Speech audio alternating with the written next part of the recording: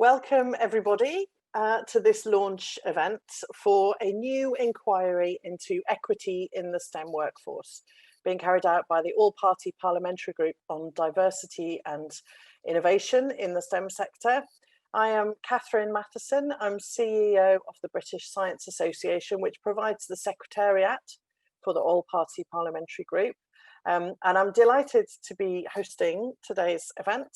Among us, we have members of the All-Party Parliamentary Group, along with people from a wide range of sectors, including education, business, policy, public sector, charities, learned societies, professional bodies, and many others.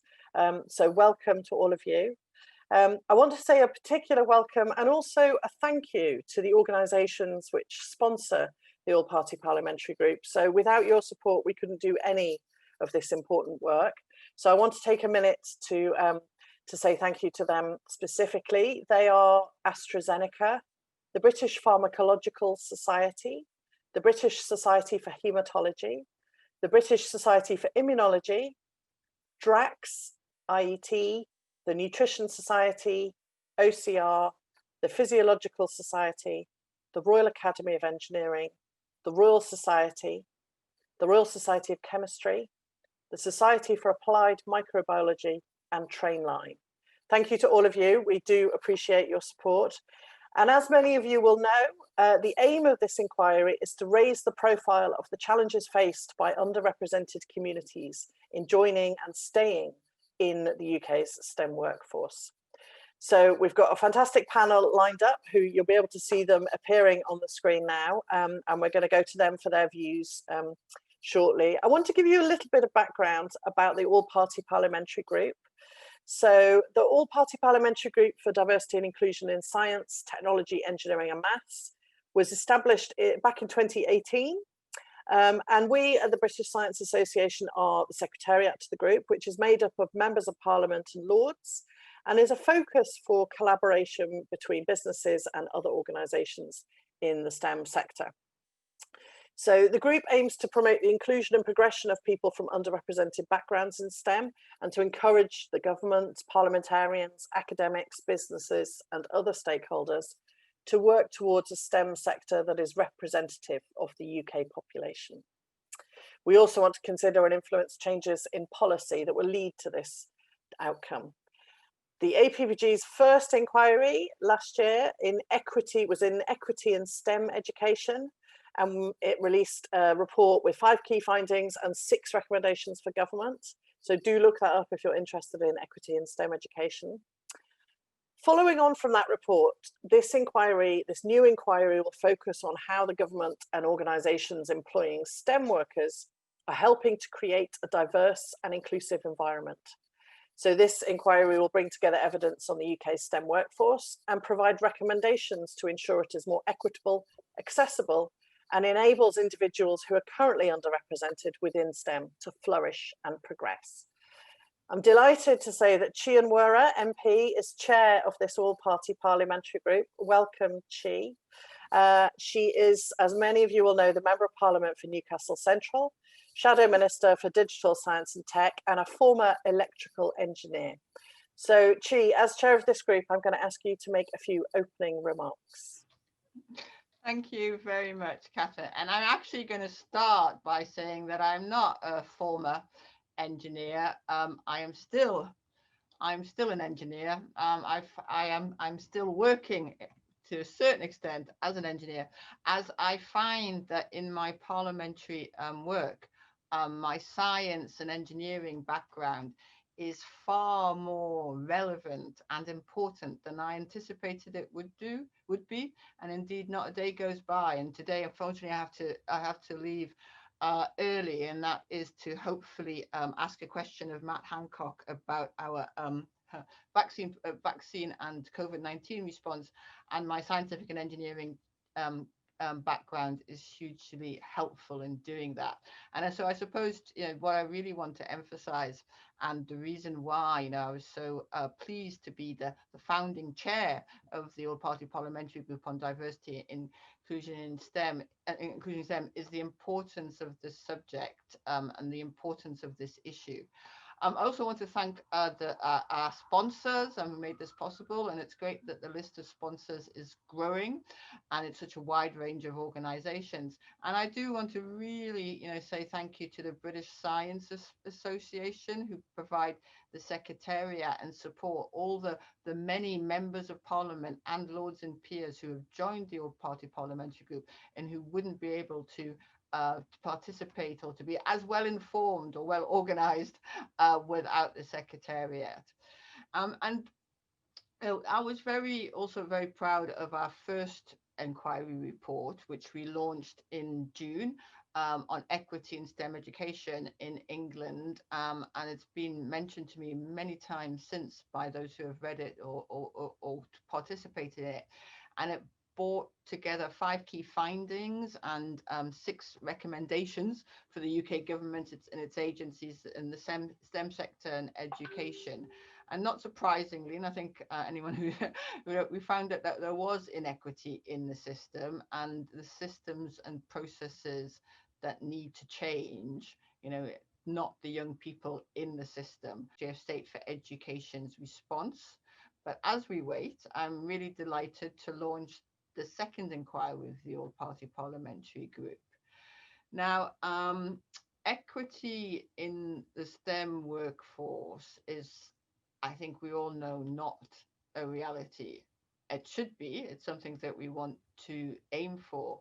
And it's encouraging that there's so many parliamentarians across different parties who are part of this all-party parliamentary group believe that we must create new ideas and solutions to challenge Parliament and the government on the diversity issues within STEM. And part of our data analysis found, that the STEM workforce is less diverse than the wider workforce, that women make up just 1/4 of the STEM workforce. Interestingly, while workers with Indian ethnicity are more likely to work in STEM than elsewhere, people of other ethnic minorities tend to be underrepresented in STEM, and disabled people of all ethnicities are underrepresented in the STEM workforce. And these figures don't tell the whole story, which is why we are opening a call for evidence today to understand people's lived experiences and the challenges that are faced by individuals and groups across the 5.9 million people who work in STEM. The pandemic has changed the way we live and work in the UK, perhaps temporarily, but it's also shown the importance of science, technology, engineering, and maths more than ever.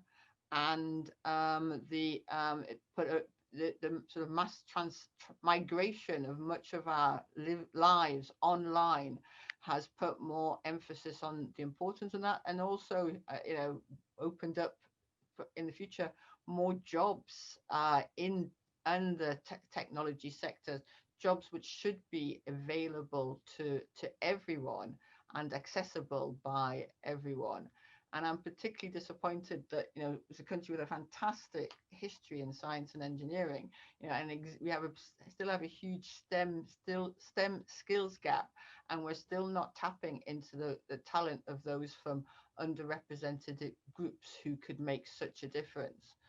And I just want to close by saying, before I became as a member of Parliament, as an engineer, as a working engineer, I was very often the only person of colour in the room, the only woman in the room, the only working class person, and the only northerner. And being the only one, as well as the prejudices that might be, and stereotypes that might be associated with that, and discrimination, it's also very tiring. It's very, very tiring, and I think that's something that those who are in better represented groups don't always understand. And so the fact that in the STEM workforce today there are many barriers to people from underrepresented groups, and they are facing daily the kinds of burdens associated with being underrepresented. And just so one example is always is that people, the first spacewalk in 2019, the first spacewalk of the 2 NASA female astronauts was delayed for 7 months because they didn't have spacesuits that fitted female bodies. And I suppose, NASA, if NASA, can face such barriers, then we recognize, or can have still in place such barriers, then we recognize that there will be throughout many companies, businesses and institutions in our society, in our community, but we need to identify them, find them and dismantle them, because as a country we cannot continue to use such a limited parts of our talent, and that's why we are launching this call for evidence today. So I urge you to share it with your colleagues, friends and networks. We want to hear from people in groups that don't normally engage with parliamentary inquiries, as well as organizations and individuals that are driving change. We want to know what the demographics of STEM workers are and how reliable is the data and evidence. We want to know where there's inequity across the different protected characteristics. We want to know where there are best practice, inclusive behaviours and policies in the workforce. And we want to know what the UK government policies can play, what part they can play in inhibiting or advancing inclusive STEM workforce cultures, and what the impact of COVID-19 and Brexit on equity for STEM workers in industry now and in the future. So I'm sorry I have to leave now. Thank you very much for allowing me to speak for a few minutes, and I'll hand back to the chair to carry on with our call for evidence. Thank you so much, G. That's a really inspiring start to the discussion, and a comprehensive analysis of why this topic is so important and so timely. So thank you very much. Now you'll be able to see some of the other fantastic panelists on the screen as well, and we're going to come to them in a minute. But first, I want to introduce my colleague, Abby Hilditch, who is going to present some findings from the British Science Association's research on the current state of the STEM workforce, and also give some details of the call for evidence, which she just mentioned. Abby is the Policy Partnerships Manager at the British Science Association, and she is leading this inquiry into equity in the STEM workforce. Over to you. Thanks, Abby. Thank you, Katherine. Hi, everyone. I'm just going to share my screen with you now. Hold on a second. Great. So basically, I'm going to talk you through a little bit of the findings that we've looked at in the data, and these are all published in the data analysis brief that should be shared in the chat function shortly by my colleague John. So looking a little bit at the methodology, I'll run through this quickly. So in order to get to research basically the numbers that we could access on equity within the STEM workforce, we took data from the labour force survey, and we wanted to identify all STEM occupations within that. In order to do that, we chose the Gatsby 2014 STEM occupations list, and this was made of standard occupational classification codes. We're very aware that there are lots of different lists of STEM occupations currently going around, but we chose the Gatsby version mainly because of how broad it was. It was a very sort of robust set, and we like the fact that it encompassed all aspects of STEM. So it does include health, it also includes education. For example, science teachers are included within this. So in order to look into equity and representation, we cross-analysed the labour force survey data with Equality Act protected characteristics. So we were only able to use 4, so use age, disability status, ethnicity and gender. We would have liked to use more, but limitations within the data that was available, they were the only ones that we could access.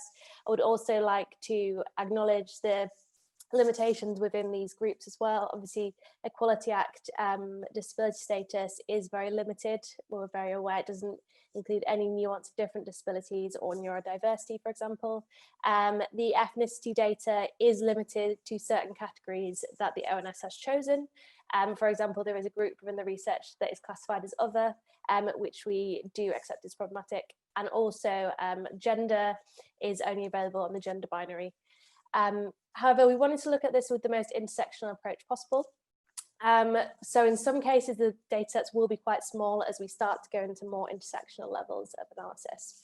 So looking at the STEM workforce in 2019, As she mentioned, there are 32.8 million people in the total workforce in 2019, 5.9 million of which were in the STEM workforce, obviously within our broader definition of the STEM workforce, which counts for about 18% of the working population.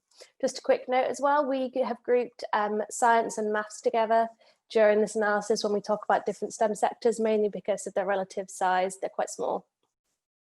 So our major finding, which as she touched upon, won't be a surprise to anyone, is that the STEM workforce is less diverse than the wider workforce. So we've had some top line findings on this, looking at our major protected characteristic groups. We found that only 27% of the STEM workforce is female, compared to 52% of the wider workforce. STEM workers are less likely to be aged 50 or older. The majority of STEM workers are between 30 and 49 years of age. 12% of the STEM workforce are from ethnic minorities, which is similar in proportion to the actual wider workforce. However, when we start to break this down by sector, we start to see actually a lot of proportionally different view to that. We also found that only 11% of STEM workers have a disability, and this is compared to 14% of disabled workers in the wider workforce. So if you start looking at the sectors, we found that the engineering workforce is predominantly comprised of white males. Of all the different sectors, this has the highest proportion of workers from a white background. It also has the highest proportion of male workers compared to female, with 9 out of 10 people working in engineering are men. That's touching back on what she was saying, often about being the only person in the room. We have found this is broadly sort of similar to what we've been finding in the data. If we compare this, however, to health, we found that women and ethnic minority employees are actually overrepresented in the health workforce. As you can see, there's 6% of people from an Indian background, 4% Pakistani Bangladeshi, 3% Black, 5% other. This is possibly for a range of reasons, but careers such as medicine, jobs such as physiotherapy, animal care services often attract more women than they do men. So this is sort of potentially accounts for that difference. But as you can see, both engineering and health skew the overall total slightly. So it's not as simple as the top line findings might suggest in terms of ethnic background and gender divide. Looking at the science and maths workforce, we found that it's much more gender balanced than other sectors. However, it has much larger underrepresentation of disabled people than other STEM sectors. So for example, only 10% of the science and maths workforce is disabled, compared to 14% of the wider workforce and 19% of all working age population. Again, there is a limitation to this disability data, but is hopefully indicative. Finally, looking at the technology workforce, we found it is predominantly male and people are predominantly in the middle age group, which is 30 to 49 years.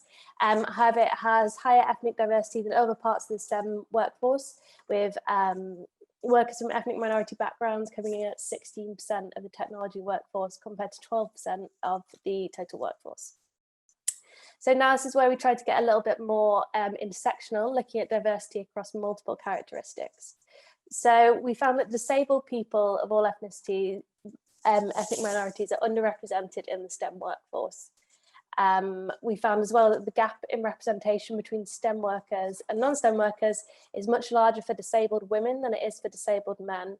So while a majority of non-STEM disabled workers are female, so at 59%, only 1/3 of STEM disabled workers are female. So we're starting to see the gender divide is consistent actually throughout disabled workers and non-disabled workers, but it's always sort of less skewed towards men, as it were. So now looking at gender and ethnicity, we found that 65% of the STEM workforce are white men, which I guess this is probably a statistic that we sort of already were aware of, but as you can see, it's quite stark when we look at it like this. So we wanted to break this down a little bit further, looking at women, particularly within the workforce. I'd like to highlight here that the data sample is small, so we can't obviously take that into consideration when we look at these figures. We found that white women are less likely to be STEM workers than ethnic minority women, and this is true of all ethnic minorities. So as you can see, Indian, Pakistani, Bangladeshi, Black, and the other group are all proportionally higher than white women within STEM. We also looked a little bit at the gender balance within the STEM workforce in age groups, and we found that within the youngest age groups, that was 16 to 29, only 29% of STEM workers are female, and this is compared to those in the next age group up, 30 to 49, in which 28% are female. So obviously this doesn't look like much change, but actually this is where we would hope to see higher numbers in the younger age group, as it would be indicative of sort of interventions that we've all been trying already, and that the pipeline coming in was more representative. So it's slightly discouraging that that number remains similar to the middle age group. In terms of the oldest age group, which is 50 plus, 23% of that group are women. We also looked at levels of seniority. So in order to do this, we wanted to sort of look at socioeconomic status, basically. So we use the National Statistics socioeconomic classifications in order to look at the different types of work people were doing, which broadly gave us an idea of sort of the STEM career ladder, though obviously it is not set that someone will go from a lower managerial job into a higher one, or a routine occupation into a supervisory one. However, it was the only sort of example that we could use.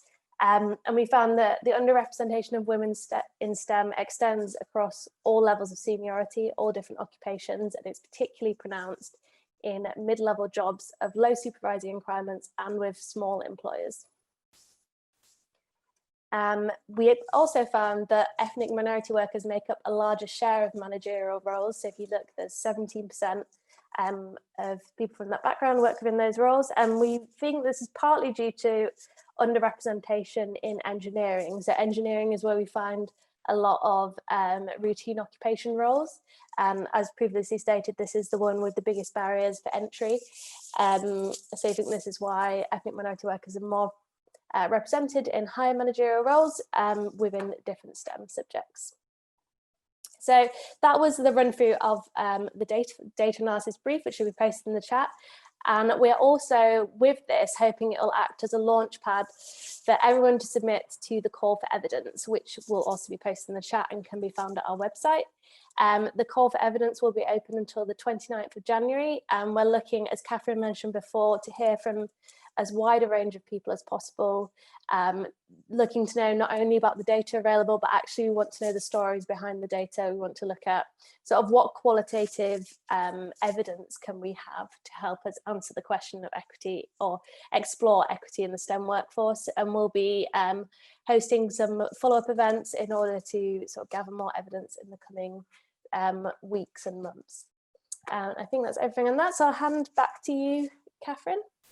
Thanks so much, Abby. That was fantastic. And your report has so much rich data illustrating the nature of the challenges we face, and hopefully the call for evidence will help address some of those gaps, or as you say, enrich the data with stories of real people and their experiences. So I've noticed there's already some information sharing going on in Zoom's chat window for this meeting. So it's worth you taking a look at that if you don't have it open.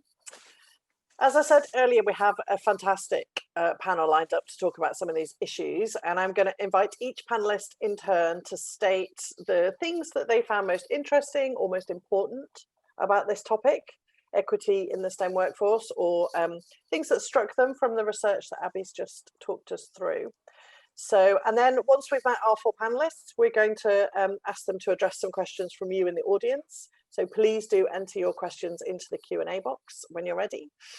Firstly, Hannah. Hannah Barham-Brown is a doctor and a disability and gender equity advocate.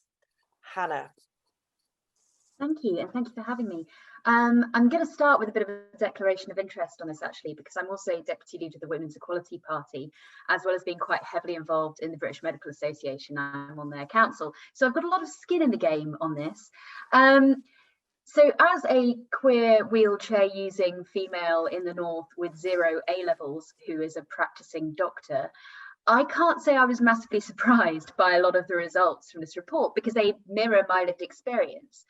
And I think what's important to note as well is that they mirror a lot of the results from the report we did with the British Medical Association earlier this year, which looked at the lived experience of doctors and medical students with disabilities in the profession.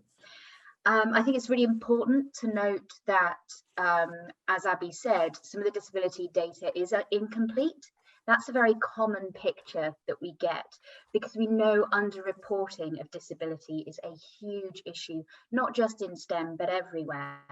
So in the NHS, through our survey, we know that 77% of doctors and medical students were worried about being treated unfairly by colleagues or management if they disclosed a disability in a long-term health condition. So we have a huge problem with underreporting. So whilst having the data we have today is very important, we do have to view it through that lens of what are we not seeing. I think one of the key things we need to consider is that there's a lot of work to be done around reasonable adjustments. Many people tell us that they have to fight to get the reasonable adjustments. And in fact, in the NHS, only 55% of doctors and medical students get the reasonable adjustments they need.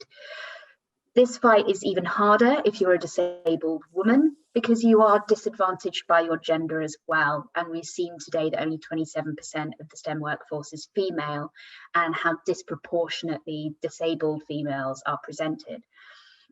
So I would suggest there are a couple of key elements to this. There is an educational element. There is a desperate need for more role modelling.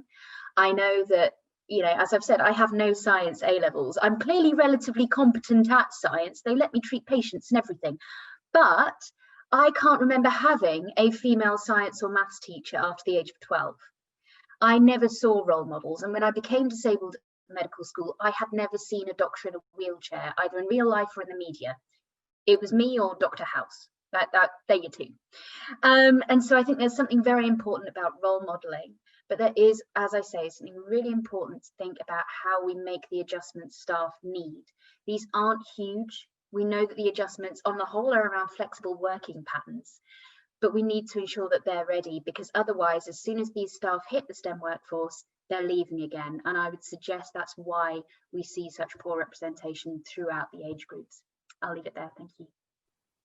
Thanks, Hannah. A really inspirational start and some very practical advice. So let's see if we can pick that up in the discussion. But I want to introduce our next panelist. Kayisha Payne is an associate scientist at AstraZeneca, a chemical engineer by training, and the founder of BB STEM, Black British Professionals in Science, Technology, Engineering and Maths. Over to you, Kayisha. Thank you, Katherine. Thank you for inviting me to be here. It's a privilege to be able to contribute to this inquiry, as I did in the STEM education inquiry, into looking at what the landscape looks like. I do want to start by saying I really like the way the report puts the STEM workforce against the rest of the workforce. So there is a clear overview of what the STEM labour market looks like in comparison to our other areas in the UK. I think for me, it's definitely not surprising that only 18% of the UK's workforce are in a STEM discipline, and that the STEM workforce is less diverse than the wider audience. Similar to what Hannah said, some of these statistics are not surprising to me, particularly looking at the ethnic minority statistics, and particularly looking at the engagement of people from a Black ethnic group into these STEM workforce.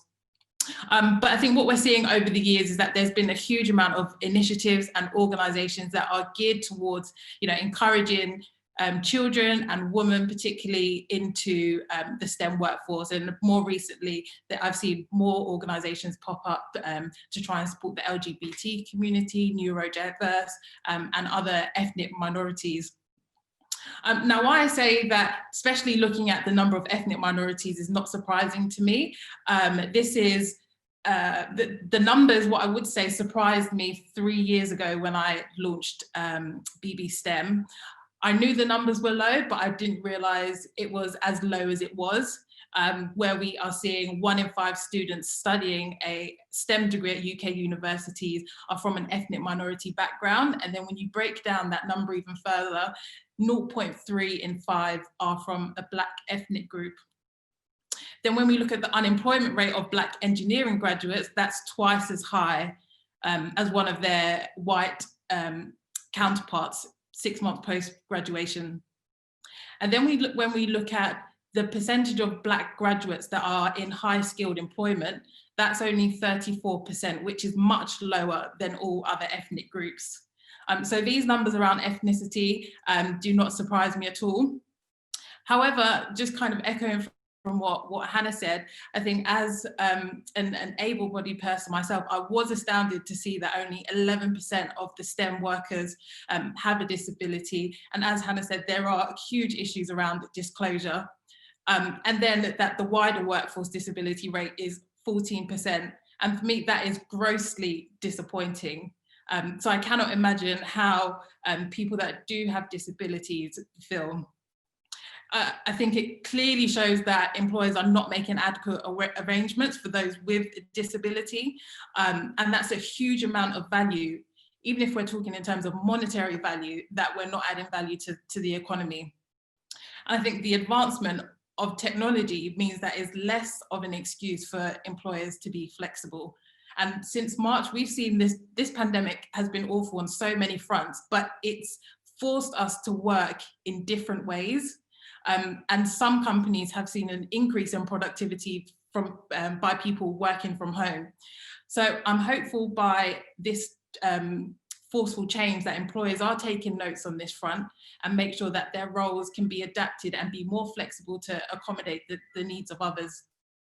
Another thing that I'd probably really want to touch on, which we'll probably speak about later on when it comes to the policy, is how are STEM workers being compensated in terms of salary, and how that impact can also affect the diversity in our workforce. Great, thank you so much, Kayisha. Some great points there, and I love the optimism that you've shown around how this awful pandemic situation, but actually, are there some silver linings in terms of the ways that we're working now? Can that support more people who have historically been underrepresented in the STEM sector? So lots of things to pick up there, but let's move on to our third panelist. Professor Gina Rippon is a cognitive neuroscientist whose work challenges the myth that gender gaps are linked to essential differences between female and male brains. So Gina, over to you, please. Thanks very much, Katherine, and thanks for inviting me onto the panel. This is a really valuable data set. I'm familiar because of my work with the kind of gender aspects of the debate, but I did find the data on the underrepresentation of disabled people and ethnic minorities really eye-opening.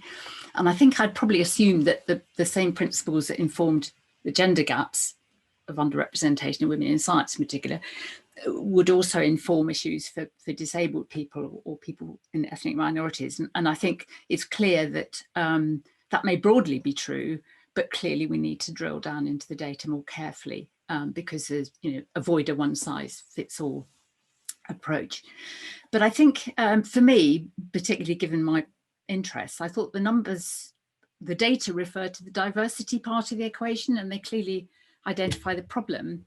But I like the way that the narrative lent itself to investigating the inclusivity aspect as part of the solution.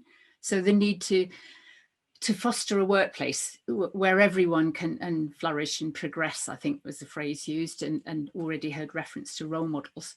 And I think we, as part of this inquiry, we need to examine very closely reference to level playing fields. Again, this is something I've come across in the context of diversity initiatives where there are certain narratives which claim that diversity initiatives are doomed to failure because underrepresented groups are innately or constitutionally unsuited to a particular arena. And this would normally launch a rant from me about the gender equality paradox, but I won't go into that just at the moment. But I think the key thing that this inquiry also needs to acknowledge is the kind of external social processes associated with being in any kind of workplace, but trying to understand why there's underrepresentation. So we know that feelings of not belonging, being undervalued or rejected have very powerful drivers in the human brain, and they, not being recognized, not being valued, anticipating rejection does lead to the kind of avoidance behavior and loss of self-esteem which means that people will fail to engage or withdraw. Because I think that's the other thing, that there is a kind of counter argument. Oh, you know, we've been running diversity initiatives for years and nobody applies when we put the adverts out, and if they do apply, they don't stay. So I think, as well as looking behind these data, I think we need to get insights from people's lived experience of the climate of their organisation. You know, what kind of infrastructure there is to recognise their contribution, but also the culture, this kind of invisible messages as to whether or not you're respected or valued, whether you're expected to do well, and that you pick up the fact that people expect you to be incompetent, or that you're only there as a token, etc. So those kind of things I think are really important. So amazing data set and fantastic opportunity to get lots and lots more information. So thank you very much. Thank you, Gina. And I entirely agree with you that the data only takes us so far into sort of scratching the surface around diversity characteristics. They don't tell us about individuals' journeys, and they don't tell us about the inclusivity of the STEM workforce. And so I hope that the call for evidence that this inquiry, this event today is launching, will help to generate some of that really important data to complement the data that Abby and my colleagues have already collected. So thank you so much, Gina. Our fourth panelist, last but definitely not least, is John Amici, OBE, who is an organizational psychologist. The thing I want to avoid is doing the thing that men do, which is to restate everything that has been stated by women in the panel previously, and then hope that it's more profound because a man said it. I really appreciate listening to you all. God, this is welcome. You are welcome. Your comments are welcome. Hannah, I've already followed you on Twitter. You had me at me and Dr. House, right? So done. I'm in. Gina, the same. Kayisha, I can't find you on Twitter, but if you are, let me know. I'll follow you. Amazing. Anyway, I'm not going to reiterate everything. I am caught by the comment that Professor Rippon made about external social processes, because I'm a psychologist. My mother always told me that if I became a PhD in psychology, I still wouldn't be a proper doctor. She was a proper doctor. But anyway, I'm really minded by this stuff, the external social processes.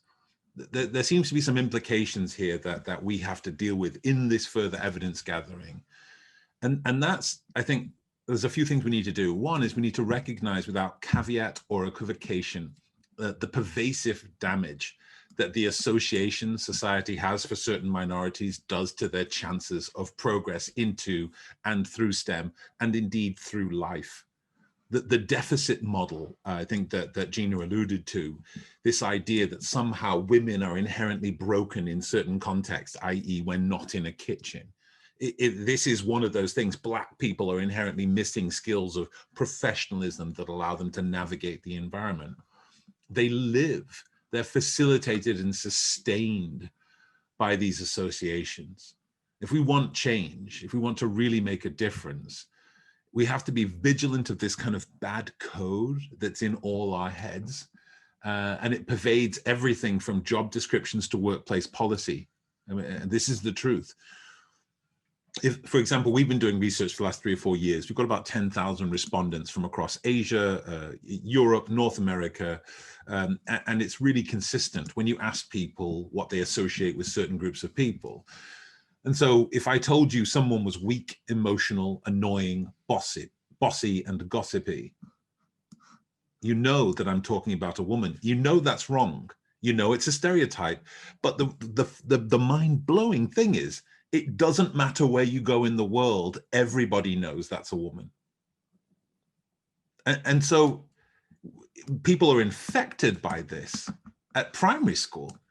If I said that someone was athletic, criminal, poor, lazy, uneducated, you know that they're not white.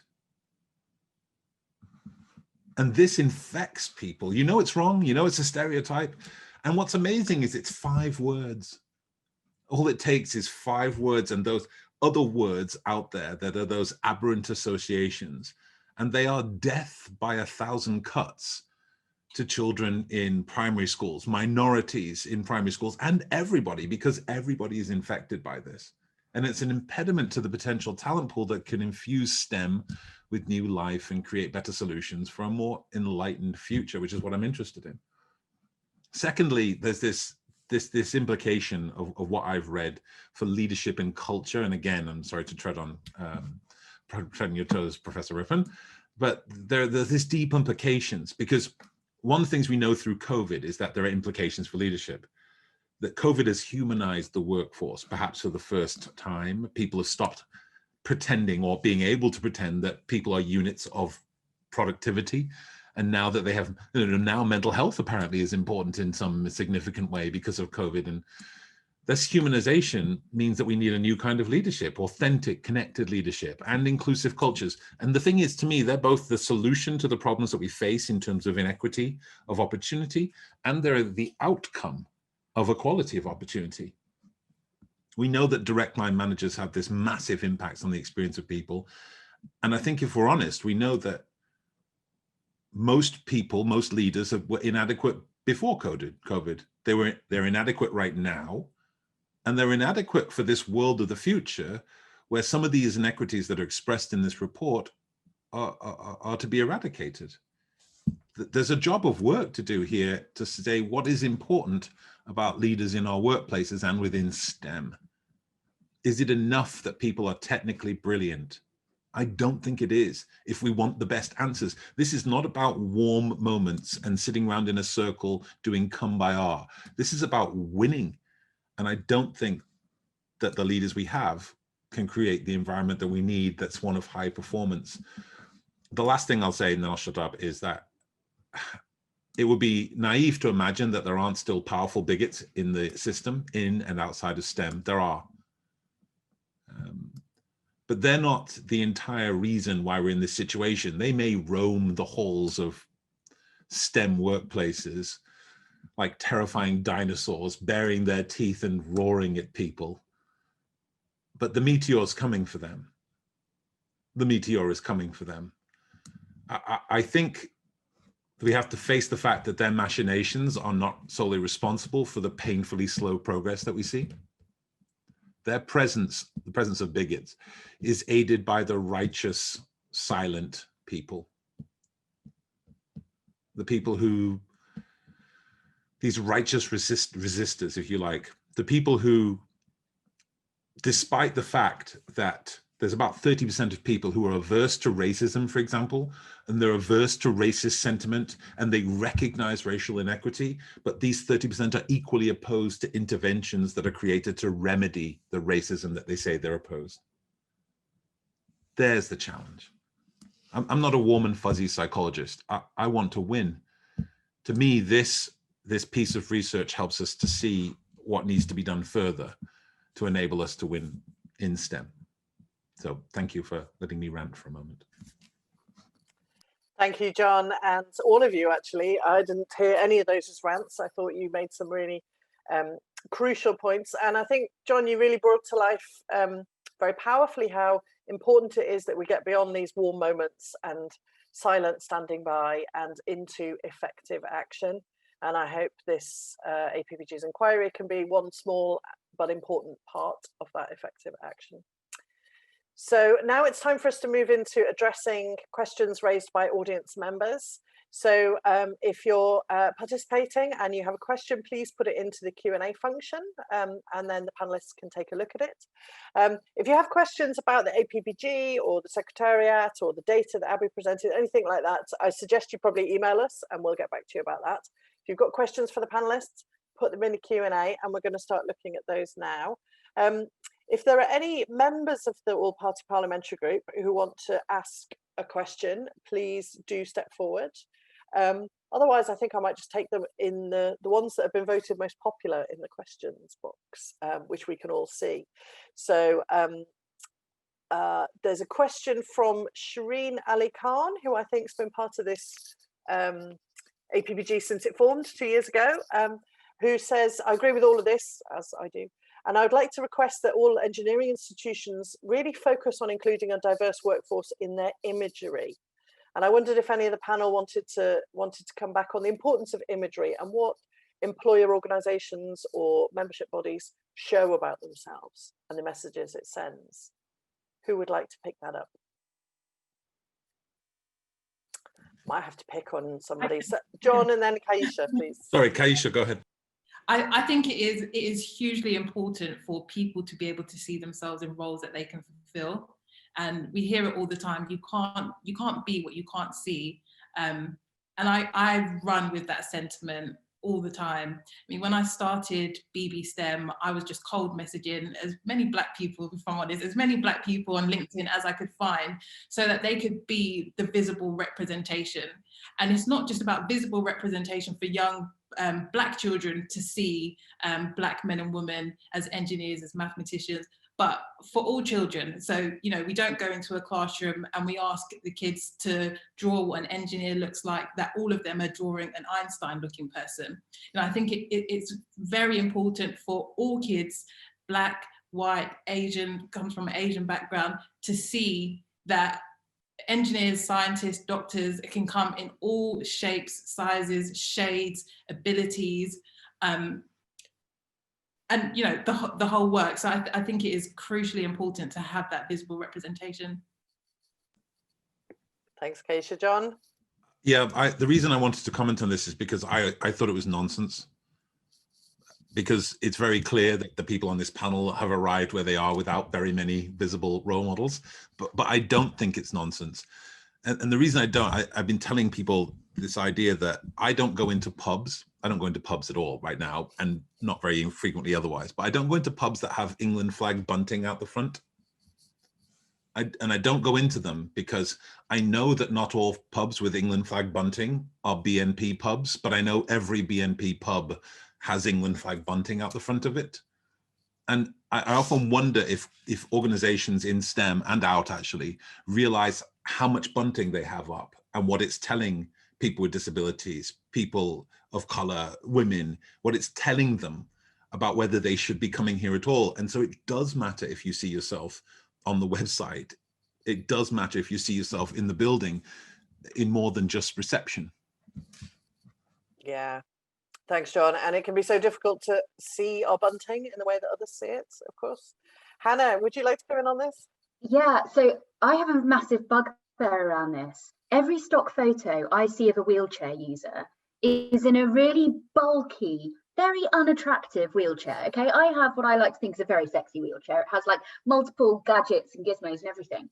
And they're always kind of at the wrong height for the desk they're parked at. And it looks really difficult. They don't look like they're comfortable in their workplace at all.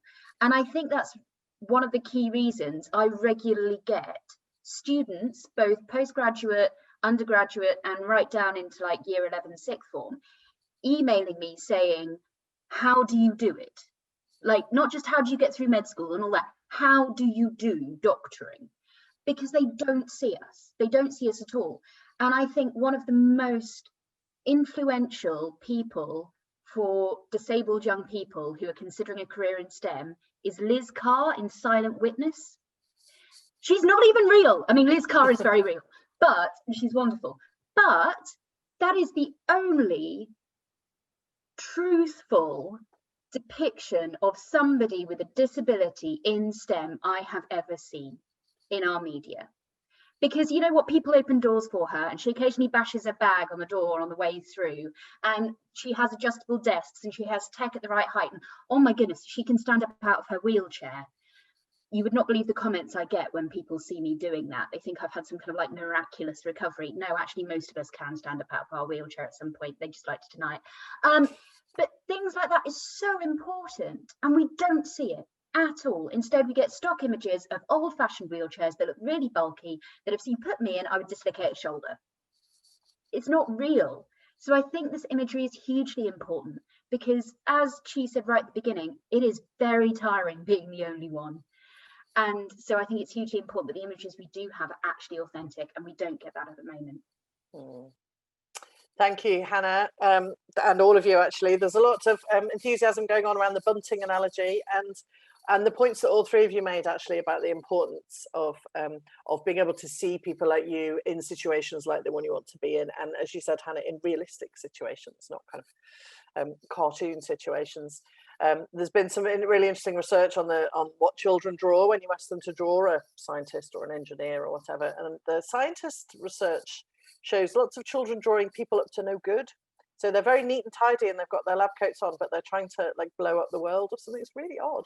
No, I don't know where, well, we know where these impressions come from, of course.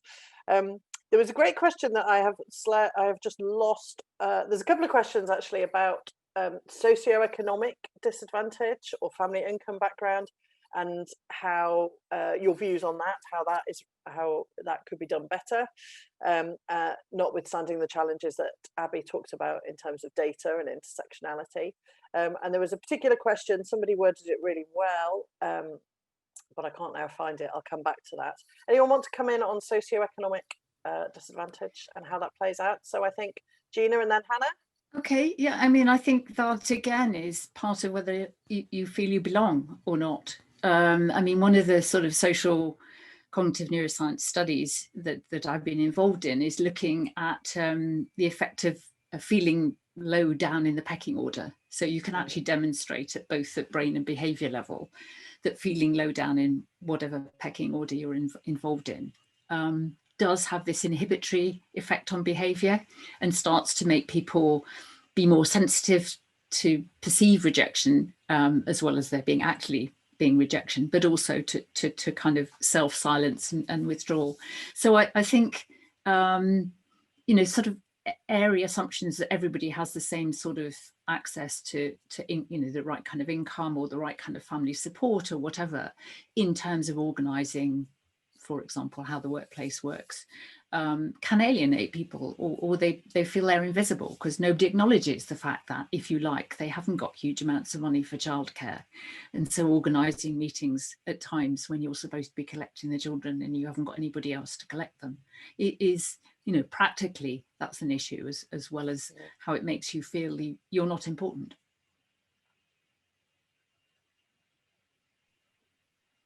So I think Catherine's frozen, so I'll just leave them as I think I was next. I think that's hugely important. I think from a gendered perspective, we need to consider the fact that women are more likely to live in poverty than men, and how the impact of that on their educational outcomes and the likelihood of them going into the workforce. I think we can also look at the makeup of teachers in different types of school.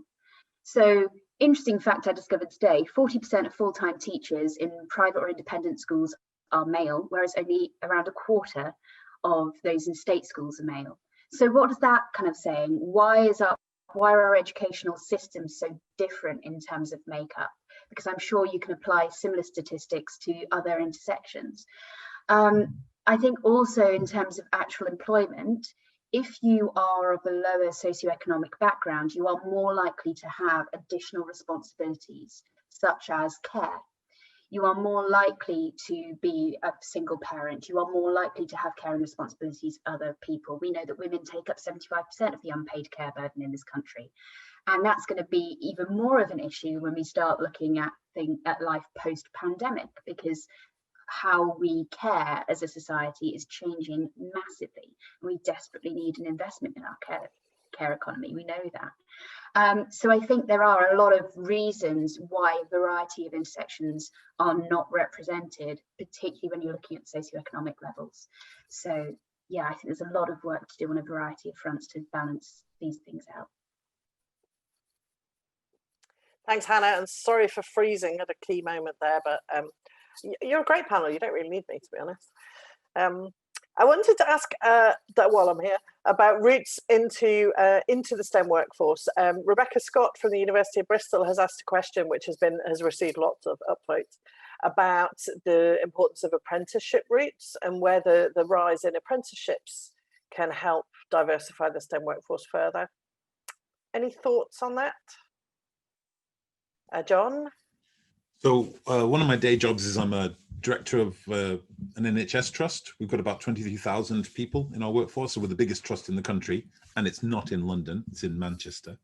But we're using apprenticeship really extensively, and so we've got apprenticeships that are based on bringing people into an early pre-nursing level.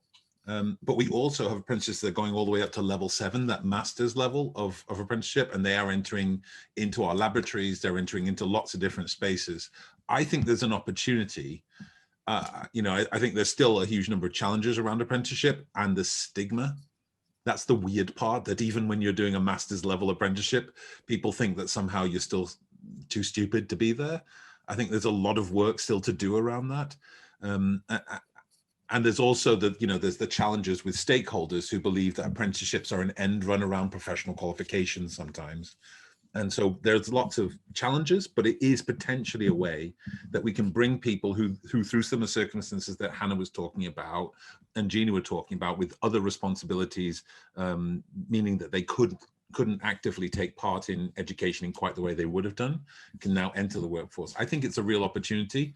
I'm not sure that the system it's very clunky at the moment, and it's not helping us for that reason. Yeah, I agree. Thanks, John. I think there is still a real stigma, perhaps some more in some sectors than others. Kayisha, can I bring you in on this? Yeah, absolutely. I definitely agree with the fact that there still is a stigma about it, but I'm also not sure if organisations are aware of how much money the government have put aside for, you know, the apprenticeship levy, and the money is there for organisations to use that to their advantage. And as Hannah and Gina alluded to earlier, the socio-economic advantages of it, where, you know, people that may be young carers and cannot afford to be too far away from their family, or cannot afford to, you know, not be on an income, and are missing out on that education piece by going through the traditional route of university. This really does open up that value for that group of people that wouldn't have been awarded otherwise. Absolutely. Thanks, Kayisha. And I think Hannah wants to come in as well. Yeah, just very briefly, there's a comment that's just come up in the chat saying that historically apprentices within the engineering sector are even less diverse than the sector they're entering. I think there is a stigma around apprenticeships because it kind of links into that internship idea. Are you going to be paid? You know, people see apprenticeship and they're just sort of like, right, am I cheap labour? Is that what's happening here? And I think apprenticeships have so much potential, but we need to ensure that they are properly paid and funded and flexible. Because I know, you know, I'm a former nurse, and I was very, very lucky that during my nurse training, I was getting a bursary and tuition fees paid. I would not have been able to afford to train when I was expected to do 37-hour-a-week placements, because I needed to have a part-time job if I was going to be able to supplement that. So I think apprenticeships are key, but we need to look at how we're funding them for the individuals, because if they're having to try and carry on an apprenticeship and a part-time role and potentially caring responsibilities, that's not going to work, and that's going to put people off and result in them having a less diverse workforce as a result. Yeah, thanks, Hannah. Entirely agree. And lots of comments sparked in the chat just now. Jerdo Shear from Boots, for example, agree wholly. They're some of our brighter stars, but are devalued compared to graduates. So much more noise needed about the apprenticeship levy, for example, from Seema Bennett, and a few others. So great. I think that'll be a really rich theme for the inquiry to dig into. I think there's a question I wanted to ask, which I mean, as panelists, you're well qualified to answer all of these questions, but this one in particular from Nuzat Tabassum. And Nuzat, if I've pronounced your name incorrectly, I'm super sorry. Tell me how to do it better. But your question is fantastic. A lot of the initiatives in diversifying the STEM workforce are put on the responsibility of STEM workers from the underrepresented groups. This puts a lot of emotional and physical burden and puts risk on their career too. For example, in becoming pigeonholed as the diversity person. How can employers and institutions compensate for these risks? Who wants to go into that? Kayisha, please. Yeah, I can start, because this was one of the questions that I was thinking about, as in why I think it's important that organisations take part in this inquiry. And I feel like there are a lot of organisations that put far too much pressure on underrepresented groups to fix the problem that they didn't ask to be in. Often unrewarded, you know, whether that's through an extra annual base salary, or if they have, you know, internal certificates or whatever they give through their work, and unrecognised. And it's a huge, huge burden to fulfill your role to the best ability that you can, as well as taking on these extracurricular activities. I know, particularly in the Black community, you're taught from young that you have to work twice as hard as your white counterparts to achieve half as much. So imagine working twice as hard to try and be recognised, get that promotion, get that extra pay rise, and then take on extra amounts of work to fix the problem within these organisations. So I think, but different companies taking part in this inquiry, it will lay bare all of the answers to the questions that they need, all of the answers to the questions that they're looking for, so that they can make the necessary changes within their organisations. And invite ethnic minorities and underrepresented groups to the table, but not to do the hard labour work. I know particularly in the Black community, it was a very, very difficult time for a lot of us in May, when unfortunately George Floyd got murdered, because we were dealing with the pandemic and seeing that Black and Asian people are dying at a disproportionate rate. That's one anxiety. You know, then we see, well, I think it's every sort of inequality has just been exacerbated in this pandemic. And then seeing that, you know, the whole country's locked down, the whole world, in fact, could be locked down, but yet we still are being killed at the hands of people that are supposed to protect us. And then you can see from that, almost every organisation was releasing statements in solidarity with the Black community, and releasing statements on racial equality. But then there was also a lot of burden put on the Black community to, you know, either have roundtable discussions with their organisations and come up with racial equality plans. And that is a huge, huge emotional burden that ethnic minorities have been voluntold to take on, as well as still maintaining their day job. Thanks, Kayisha. Thanks for being so frank about the challenges, particularly this year. I'm going to bring Gina in, and then I think John wants to come in. Thanks. Okay. Yeah, I mean, I just thinking carefully about saying this, a really good case study of how this can derail fantastic initiatives is what's happened in Athena Swan. And I think it was an amazing idea, had an amazing impact, really trying to make institutions think carefully about gender gaps within their institution. And then it really got derailed. And I mean, I was part of the assessment panel, so I could see across all universities, there were some universities who were really engaged with addressing gender gaps, you know, as part of their DNA. And other ones who'd found somebody and literally dumped everything on them. And they said, right, you can do the gender, you can be the Athena Swan champion, etc.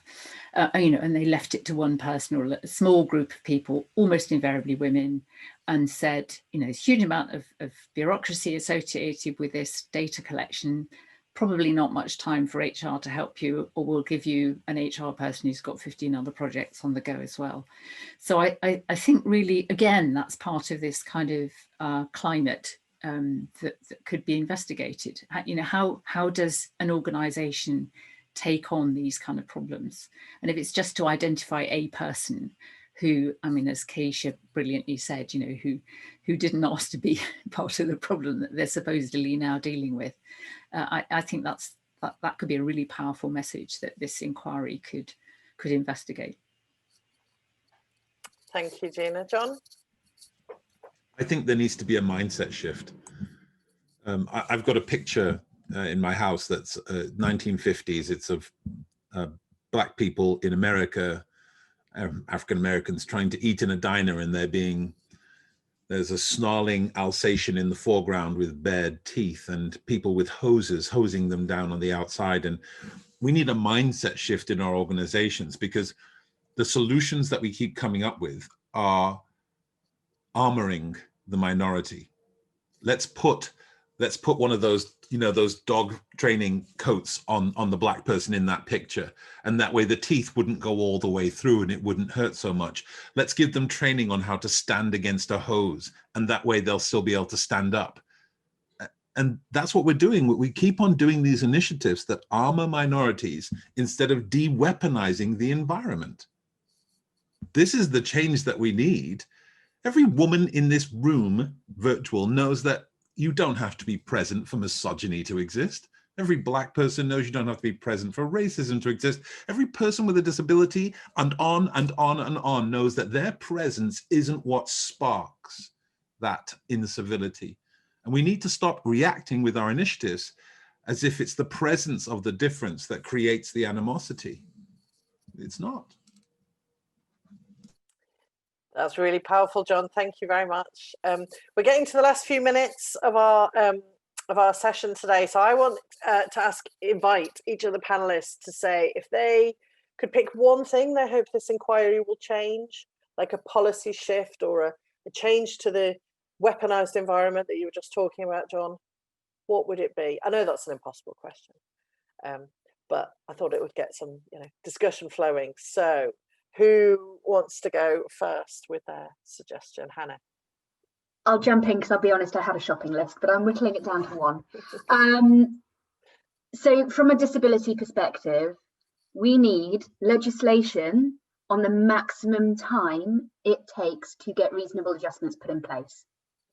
It is outrageous that only 55% of healthcare staff are able to get the reasonable adjustments. That's not even looking at the time.